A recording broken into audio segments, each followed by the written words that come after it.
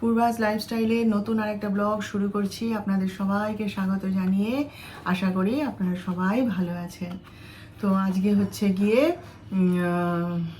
মঙ্গলবার, আর এখন বাজে হচ্ছে বেলা 11টা বাজতে 5। তা আমি এই যে একটুখানি তেল নিয়ে বসেছি, এটা একটুখানি আজকে মাথায় লাগাবো, কারণ একটুখানি শ্যাম্পু করব। মোটে শ্যাম্পু করা হয়ে উঠছে না, জানেন, চুল থেকে চিরুনি আর নামছে না, এমন মানে ময়লা হয়েছে। তো সময়ই পাই না, আর যখন সময় পাই তখন ইচ্ছে করে না, আর বিকেলবেলায় তো আমি মাথায় সাবান দিতে পারবো না। সেই জন্যে ভাবলাম আপনাদের সঙ্গে কথা বলা হয়ে যাওয়ার পর আমি একটুখানি মাথায় তেলটা দিয়ে নেব। আর ডাক্তার সাহেব তো কালকে তো রাতে খায়নি, তো এসে পরে ওই সকালবেলায় উঠে ছানা করে রেখেছিলাম, রুটি আর ছানা খেয়ে চলে গেছে। আর আমিও একটুখানি রুটি আর কালকে যে ওই অড়হর ডাল করা হয়েছিল সেইটা দিয়ে চা দিয়ে জলখাবার খেয়ে নিয়েছি। যিশু যথারীতি কিছু খায়নি, ও যা খায় ওর চবনপ্রাশ অমুক তমুক সব খেয়ে নিয়ে চলে গেছে। বলছে মা এতেই আমার হয়ে যাবে, আমি আসি, তুমি রান্না করো, আমি এসে একবারে ভাত খেয়ে নেব। তো এই আর কি। তো চলুন তাহলে আপনারা সঙ্গে থাকুন, আমার দেখতে থাকুন।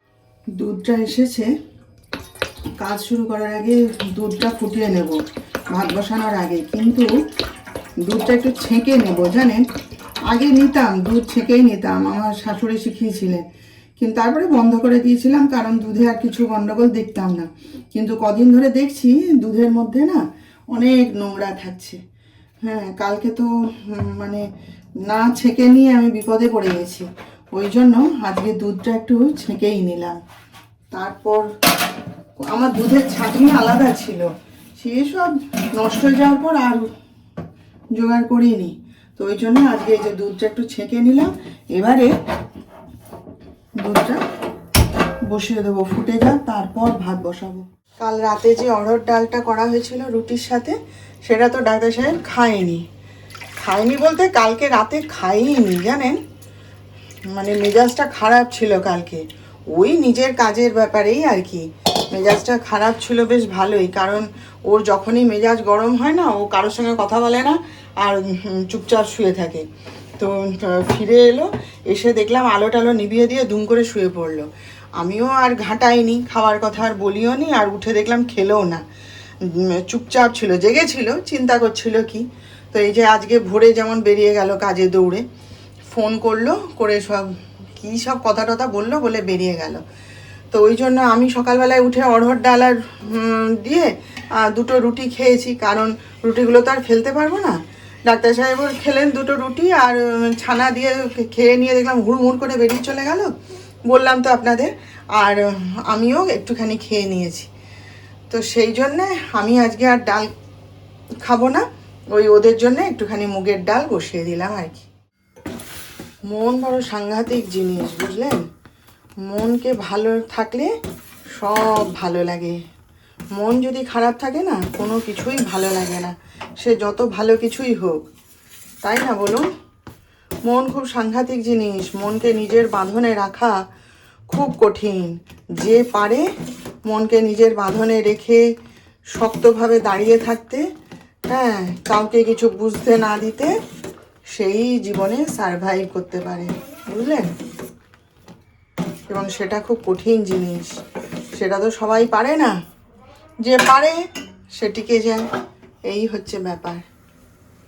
মনের সঙ্গে লড়াই করে চলা খুব শক্ত। মনকে বুঝিয়ে বুঝিয়ে রাখা, ডাক্তার সাহেব বলেন নিজের মনকে নিজে বুঝাও, নিজে শক্ত হও, তাহলেই তুমি ভালো থাকবে, বুঝলেন তো। ফুলকপির তরকারি করবো, এই যে দেখুন সব রেডি করে নিয়েছি, প্রেশার কুকারে আলু সেদ্ধ করে নিয়েছি। হ্যাঁ, কড়াইতে তেল গরম করতে দিয়েছি, এই যে জিরে ফোড়ন দিলাম, একদম সিম্পলভাবে করতে বলছে কোনো রকম বেশি কিছু দেবে না, ওষুধপত্র, একদম সাধারণভাবে রান্না করো। এই যে টমেটো, আদা, জিরে, রসুন, পেঁয়াজ সব দিয়ে একটা পেস্ট করে নিয়েছি, নিয়ে এই যে আগের দিন যেদিন নিরামিষ খেলাম, শনিবারে বোধহয় ফুলকপির তরকারি করেছিলাম, তখন তো আর এভাবে পেস্ট করিনি, সেদিন আর ভালো লাগছিল না, তখন এরকমভাবে মানে টমেটো কুচিয়ে আর আদা রসুন সব গ্রেট করে নিয়ে দিয়ে দিয়েছিলাম। তো ডাক্তার সাহেব বলছে ভালো লেগেছে খেতে, বলছে ফুলকপির তরকারিটা ভালো হয়েছে। আর এখন এই যে এই পেস্টটা দিয়ে করে নিই, কে অত ঝামেলা করে, চটপট চটপট রান্না শেষ করে নেবো। আর এভাবে করলে রান্নায় সুবিধাও হয়, বুঝলেন তো, সেই জন্যেই করে নিচ্ছি এইভাবে। আর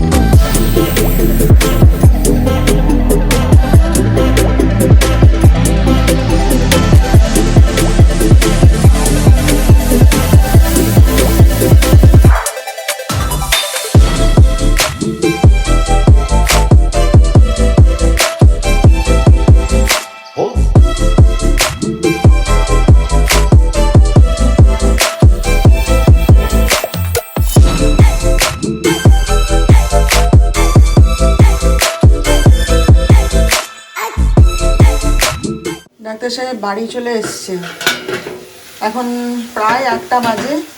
বললাম দেখুন যে খেয়ে নাও, বলছে না আমার শরীর খারাপ লাগছে হঠাৎ করে ভীষণ। আসলে কি বলুন তো, এত পরিশ্রম করে না, মানে মাত্রা ছাড়া পরিশ্রম। যখন পরিশ্রম করে তখন খেয়াল থাকে না। হ্যাঁ, এবার বয়স তো হয়েছে না, পরিশ্রম করা ভালো, কিন্তু তার একটা লিমিট আছে তো। ওই জন্যই শরীর খারাপ করে, বলে আমার ভীষণ শরীর খারাপ করছে, দুর্বল লাগছে, আমি পরে খাবো, শুই একটু, বলে সেই সোফার উপর শুয়ে পড়লো।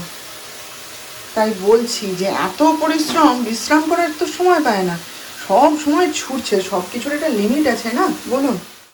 জানেন, এই ডাক্তার সাহেবের মতন মানুষটাকে পাশে পেয়েছি বলেই আমার জীবনটা এত সহজ হয়েছে, বুঝলেন।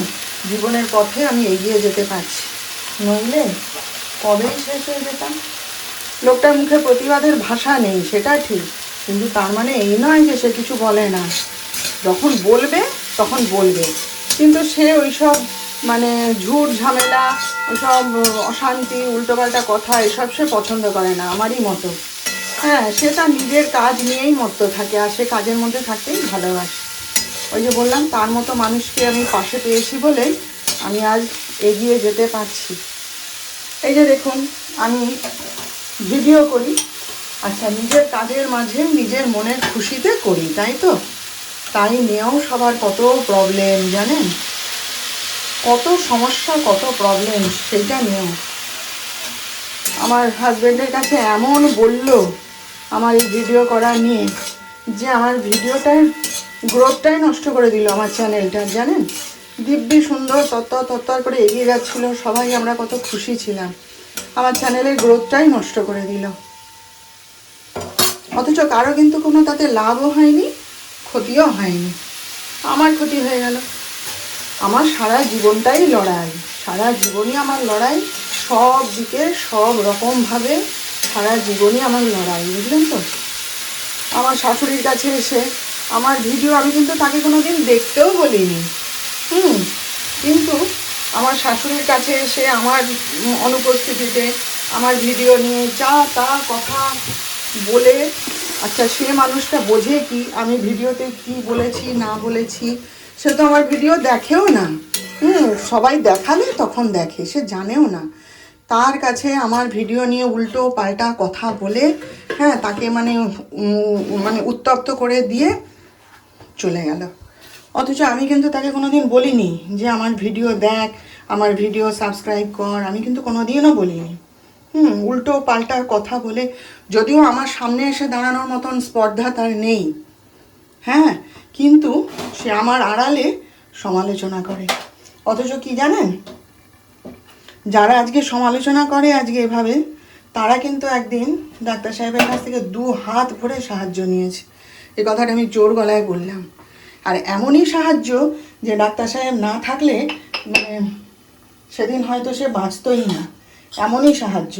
আর একটা কথা জেনে রাখবেন, জানেন তো, ওই সমালোচনা তারাই করে যারা একদিন সাহায্য নিয়েছে দু হাত পেতে, কিন্তু সেটা তারা মনে রাখে না। যখন সাহায্য নেবে তখন বড়দা বড় বৌদি কী ভালো কী ভালো, তখন তাদের মতো হয় না। আমার ছেলের মুখে মানে মিষ্টি গুঁজে দিচ্ছে নিজের হাতে, যেই কাজটি ফুরিয়ে গেল ব্যাস, ওদের মতো খারাপ আর কেউ নেই, বুঝলেন তো। আর যারা সাহায্য নেওয়ার প্রয়োজন নেই, যারা কোনো দিনই সাহায্যের তাদের দরকার নেই, সাহায্যের কথা তারা বলেও নি, আসেও নি, তারাই কিন্তু ভালোবাসে। কারণ তাদের তো কোনো কি বলবো, কোনো স্বার্থ নেই, কোনো কিছু নেই না। তারা সেজন্য মুক্ত হাতে মুক্ত মনে ভালোবাসে, পাশে থাকে। এটাই হচ্ছে ব্যাপার, বুঝলেন তো। আর এইগুলো না আমার মনকে ভীষণ নাড়া দেয়, ভীষণ নাড়া দেয়। আমি তাই ডাক্তার সাহেবকে বলেছি আর কোনো দিন কোনো কারো পরোপকার করতে যাবে না, কোনো সাহায্য করতে যাবে না। আমার ছেলেকেও আমি ভাবছি এটাই শিখিয়ে দেবো, জানেন তো। ওকে তো ওর বাবার মতন করে বড় করছিলাম, কিন্তু এখন ভাবছি আমি ওটা ওকে শিখিয়েই দেখি। কী করলাম, এই যে ফুলকপির তরকারি, আর এখানে হচ্ছে ওই যে পুঁই বীজের চচ্চড়ি, বেগুন দিয়ে করেছি, আর কিচ্ছু দিইনি। আর এখানে হচ্ছে মুগের ডাল, আর এই যে ডিম সেদ্ধ, আর এই যে পোনা মাছের ঝাল করেছি একটু, ব্যাস। এখন তো কেউ খাবে না, যিশুর চান হয়নি, চান করতে যাবে। ডাক্তার সাহেব তো ঘুমাচ্ছে, এখন সে কোনো উত্তরই দিল না, ডাকলাম তাকে, সে কোনো উত্তর দেয়নি। তো থাক, আমিও মাথাটায় সাবান দিয়ে আসি একটু, চলুন পরে দেখা হবে। এরকম ঠান্ডাটা পড়েছে বলুন তো, আমাদের এখানে এবার পড়েছে কনকনে ঠান্ডা। এ বাবা, মাটিতে তো পা দেওয়া যাচ্ছে না। আর তার উপরে এই তো এখন তো কটা বাজে, 4টে বেজে গেছে, এই 5টা সাড়ে 5টার থেকে আর বাইরে বেরোনো কঠিন হয়ে যাচ্ছে। ওই যে বললাম না, ঘরের ভেতর তো দরজা জানলা বন্ধ করে দিই, ঘরের ভেতরটা বেশ মানে গরম থাকে, আরাম লাগে। আর সামান্য একটু বারান্দায় বেরোবো, আমার বাথরুমটা তো বাইরে, পুরোনো বাথরুমটা বাইরে, মানে ঘরের মধ্যেই, মানে বারান্দায় গিয়ে তারপর যেতে হয় আর কি। তা সেই ওইটুকু, ওই দরজা খুলে ওইখান থেকে বাথরুমে যাবো, সে যেন মানে কাঁপিয়ে দেয় পুরো একদম, এত ঠান্ডা, বাপরে। আর ডিসেম্বর মাস, ঠান্ডা পড়বে না বলুন। এইবারে এতদিন তো আমাদের একটা চাদর গায়ে দিয়ে শুচ্ছিলাম, ব্যাস হয়ে যাচ্ছিল, কিন্তু এইবারে মনে হয় লেপ কম্বল নামাতে হবে। বেশ ভালো ঠান্ডা লাগছে, খালি পায়ে মোটে থাকতেই পারছি না। ভালো হয়েছে ঠান্ডা পড়েছে, এরকম ঠান্ডাতেই মজা বলুন। মানে কাজকর্মও করা যায়, তারপরে হজমও ভালো হবে। সেই প্যাচপ্যাচা গরম, গায়ে ঘাম দিচ্ছে, মাথার ঠিক থাকে না গরমের চোটে, এসি চালাও পাগলের মতন, বাপ রে বাপ। এই তো 2 মাস মাত্র, তাই সই, তাতেই একটু আরাম হবে, তাই না। আমি এসছি একটু দুধটা ফুটাতে, এইটা তো একদম নিত্যকার নিয়ম। খাওয়া দাওয়ার পরে দুধটা ফুটিয়ে রেখে দিই, সন্ধ্যাবেলায় সবাই খাবে টাবে তো তখন গরম করে দিয়েই আর কি। তো যাই হোক, যারা বলে যে না গরমকাল ভালো লাগে, ঠান্ডা ভালো লাগে না, তারা যে কি করে বলে, কি সেন্সে বলে জানি না বাবা। এখন দেখুন, ঘুরে বেরিয়ে আরাম, সাজগোজ করে আরাম, বসে আরাম, খেয়ে আরাম, সবই আরাম, সবই শান্তি, তাই না। তো চলুন দেখি এটা ফুটিয়ে নিয়ে একটুখানি টিভি দেখবো আর কি। ডাক্তার সাহেব তো এই মাত্র উঠলেন, উঠে খাওয়া দাওয়া করে আবার গিয়ে শুয়েছে। ফোন করলো, বলছে না এখন কোনো কাজ টাজ নেই, বলে আমি একটু তাহলে শুয়ে পড়ি, বলে আরামসে শুয়ে পড়ে। আজকে রাতে আমাদের হবে হচ্ছে লুচি আর আলুর দম। তো এই যে কণা আলুর দম করে দিয়ে গেছে, আর এইখানে এই যে আটা মেখে একদম লেচি বানিয়ে দিয়ে গেছে। আমি বলেছিলাম তুই আটাটা মেখে রেখে যা, আমি করে নেবো, বলে না মামি, আমি একদম লেচি বানিয়ে দিয়ে যাচ্ছি, তোমার ঝটপট লুচিটা ভেজে নিতে সুবিধা হবে বলে এই যে আটা দিয়েই করব। ময়দা তো ঘরে আনা বন্ধ করে দিয়েছি, ময়দা আমরা খাই না, তো আটারই লুচি করব। তো এখন 9:30 বাজে, তাহলে লুচিগুলো করে ফেলি ঝপঝপ করে। ডাক্তার সাহেব গেছেন রিহার্সালে, আজকে ঘরেই আছে, শরীরটা ভালো নেই তো, তারপরে ডেকে পাঠালো, বলে আমি একটু ঘুরে আসছি। তো তাহলে লুচিগুলো করে ফেলি, এবার তো সব খাওয়া দাওয়া করব। তাহলে রাখলাম আজকের মতো, কালকে আবার আমাদের দেখা হবে নতুন ব্লগে, নতুন বিষয় নিয়ে। আপনারা ভালো থাকবেন আর আমার আজকের ভিডিওটা ভালো লাগলে একটা লাইক, শেয়ার ও সাবস্ক্রাইব অবশ্য করে দেবেন।